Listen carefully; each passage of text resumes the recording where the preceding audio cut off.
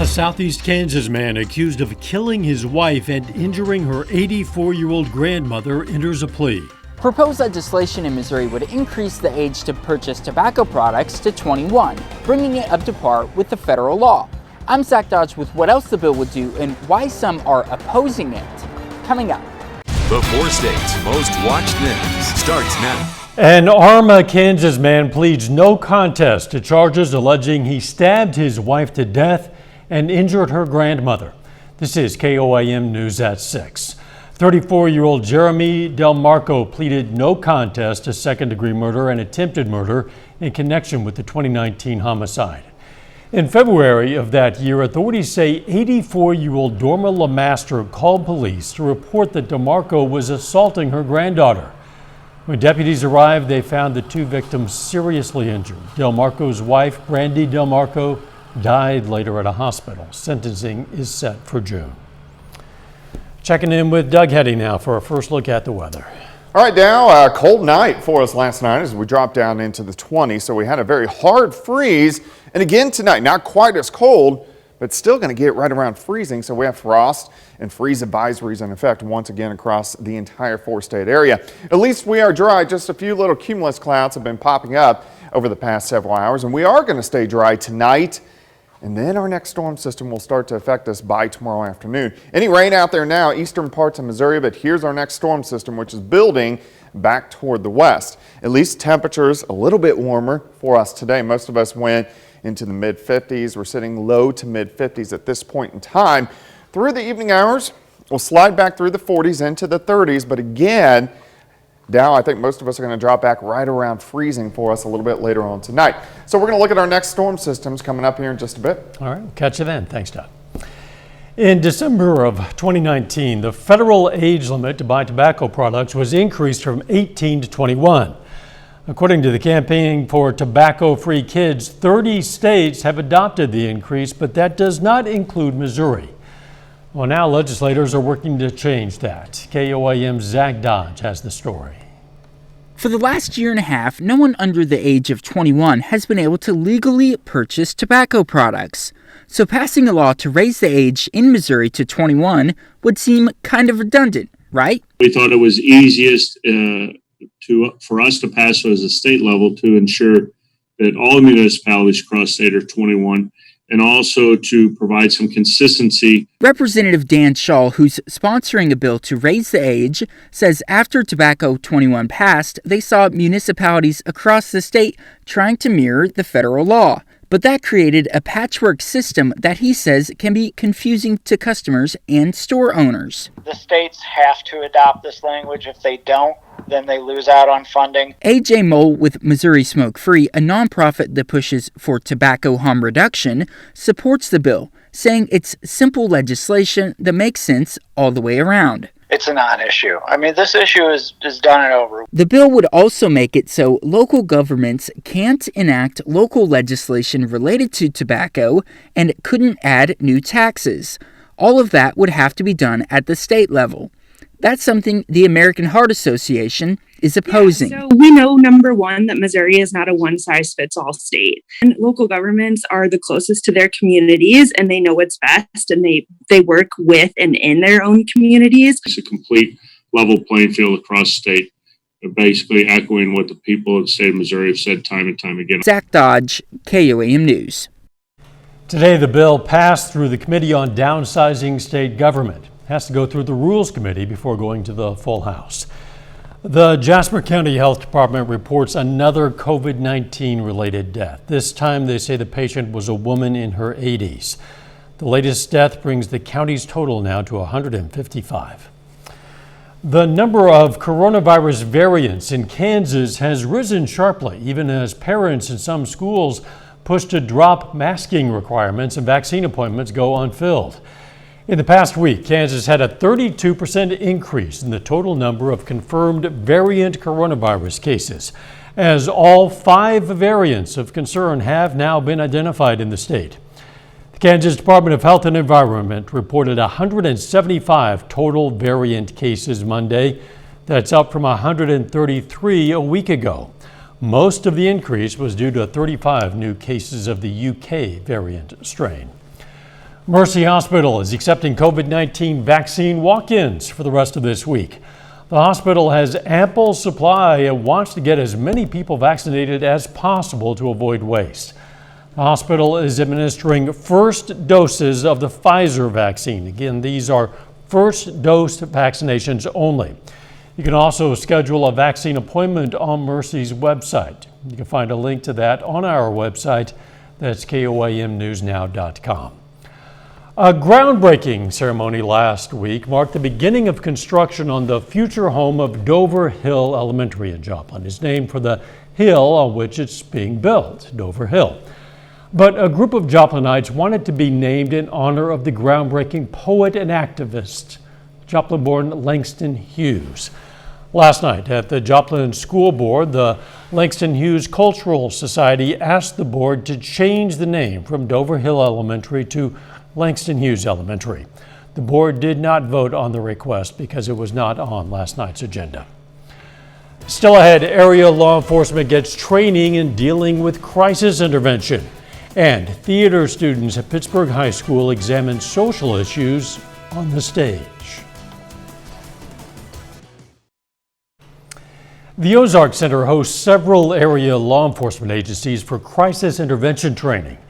The officers learned approaches to suicide intervention, substance use, veterans issues, and more. The course is a week long, with today's sessions focusing on de-escalation techniques. We show up, we get hardly no information, and we have to make a quick judgment on the situation at hand. I mean, what's going on right now, and unless they speak and then we hear that there's something maybe not going on, it's that we kind of figure out there's something going on with that situation, we very well may not know it. I mean, if you show up and they come running at you with a weapon, you'd have to deal with that threat. Officers must complete 40 hours of training to pass that course. Pittsburgh High School is tackling complicated social issues on the stage. Social issue plays were started in 2008 at the high school by the late theater director Greg Shaw. The latest production is called Fine. It was written by award-winning playwright Paige Petruka. It's centered around a character named Jack who crumbles under the pressures of life, and his friends who try through a series of restarts to see what they could have done to identify the issues earlier. See that you may have friends that are struggling or friends that are hiding things, and don't blame them for having issues and don't blame yourself for not seeing things, but continue to just pay attention to everyone and help your friends and just get through life. Performance of that play starts in about an hour, but don't worry, you don't need to rush to get ready. You can watch it online free of charge. You can find a link in this story on our website, KOAMnewsnow.com. Later, in a historic move, Missouri lawmakers vote to expel a member of the state legislature. Another cold night for us tonight, but we are going to start to warm back up. Also, thunderstorms in the forecast. We're going to look at that coming up.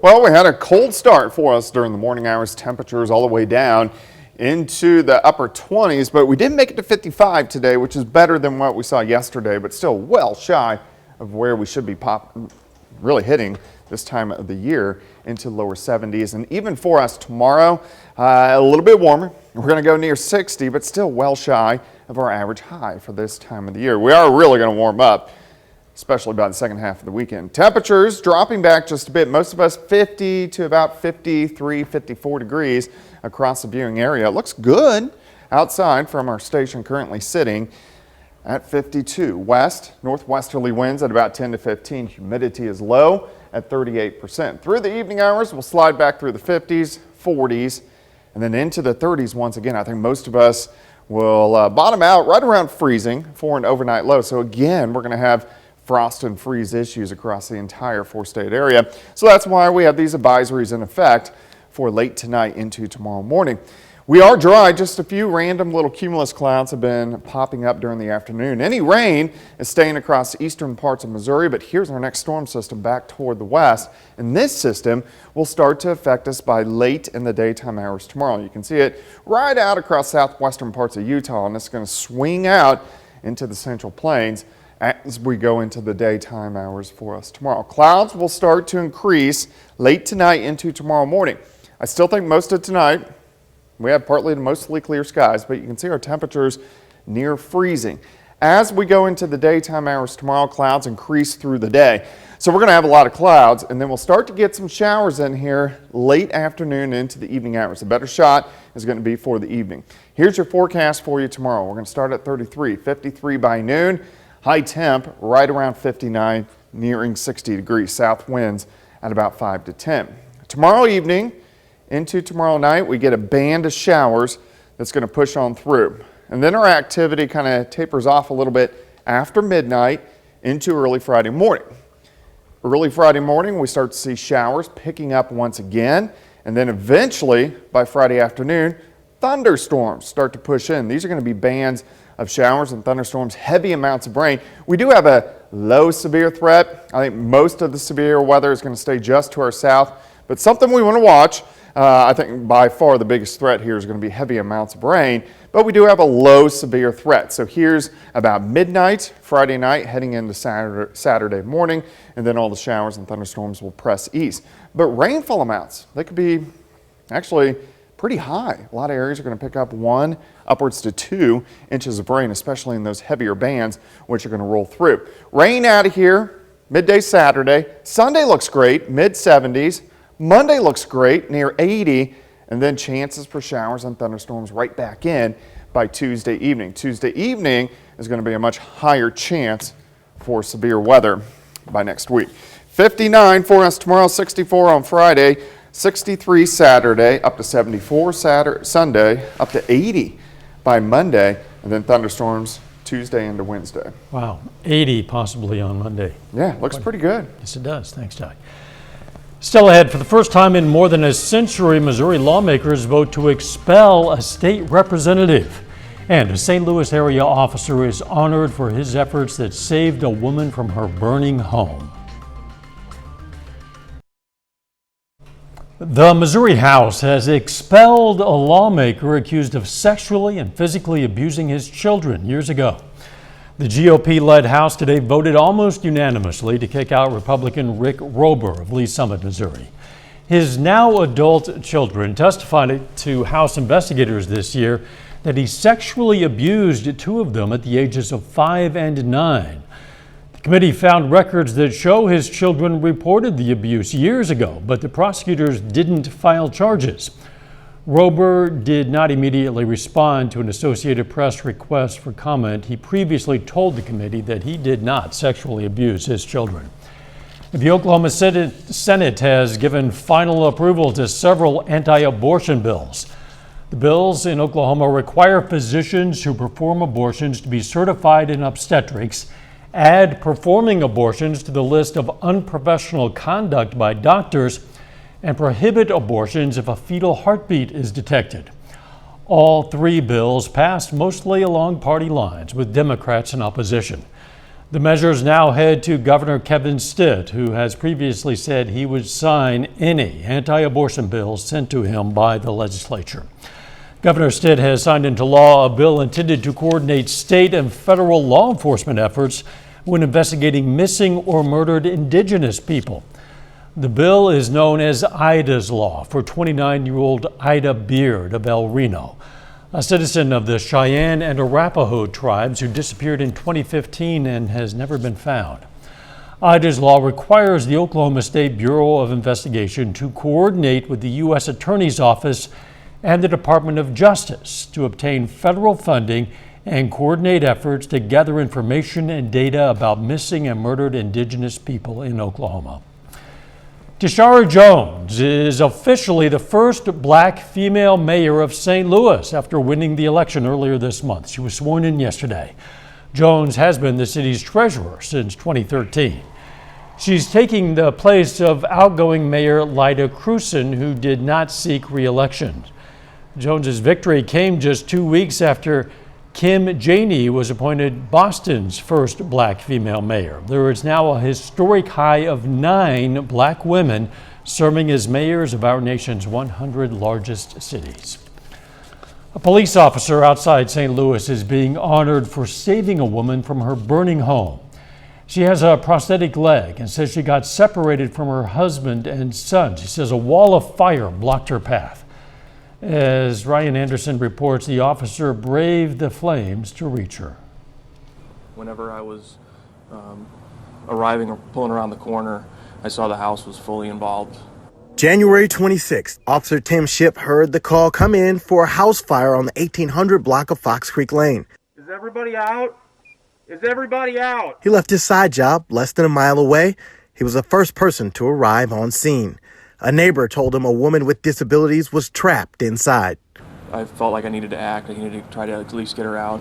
When he arrived, he called out once, twice, a third time. Finally, on the 4th attempt, he heard her voice.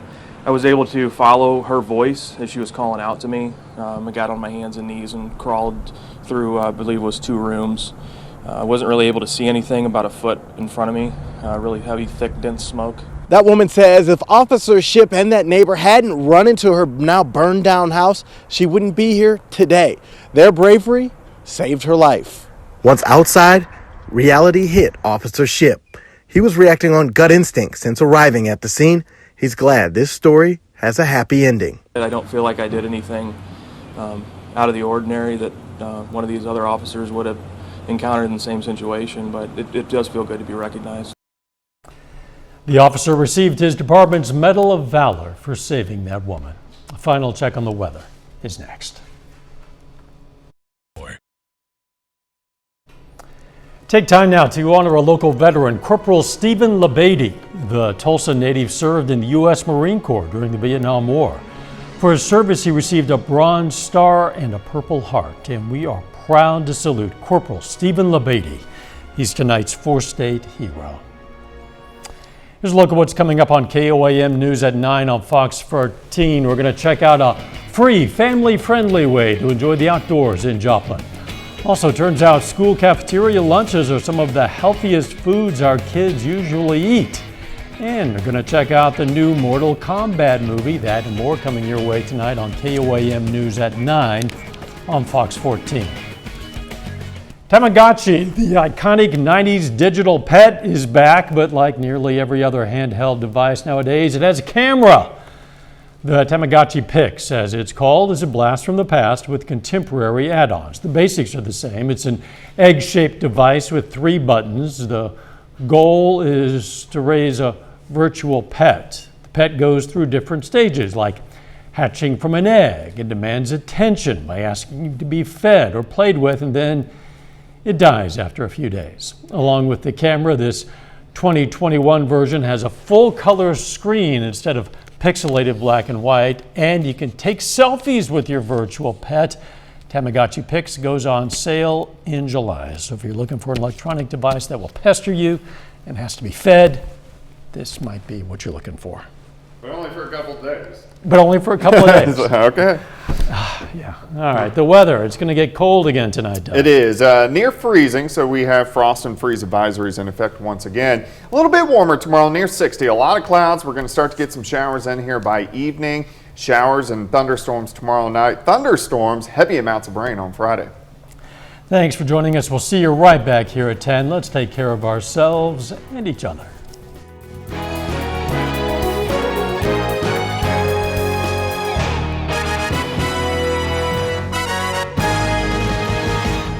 If you see news happening, tell us about it. Send your news tip to